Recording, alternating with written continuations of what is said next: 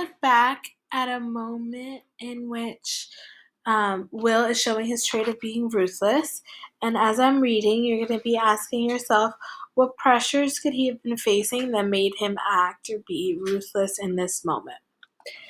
I heard the laughter and felt the heat of the spotlight upon me.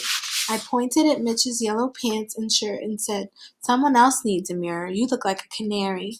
Then, with the grace of a magician's assistant, I raised my left arm in a presentational gesture and said, "Boys, I give you Tweety Bird." And it was all over. As the volume of the laughter doubled, Mitch seemed to vanish, and that day, on that playground, Sean Owen's laughter was heard for the first time. In an instant, Mitch Brockman became Tweety Bird, and I, an absolute nonentity, became somebody. And then somebody special, someone to seek out, someone to follow. Sean Owens' first gesture and best friend. The entire transformation was complete in a matter of months. During this time, Mitch became a less and less vocal part of the group, telling fewer and fewer stories until finally, the following year, he was gone. To another school, perhaps, or another state, or another country. I never knew. No one knew because no one noticed.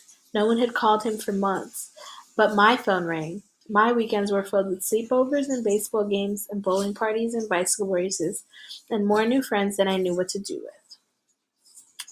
So we flagged this last week as showing that he was ruthless, but beyond that, we can look at the end and think about how that shows what pressures he was facing. We saw from the beginning of the story that he really wanted to be popular, and he seems to be facing some pressures and acting so ruthlessly towards Mitch so that he can reach his goal of being more popular than him and to replace him as the funniest kid in the group.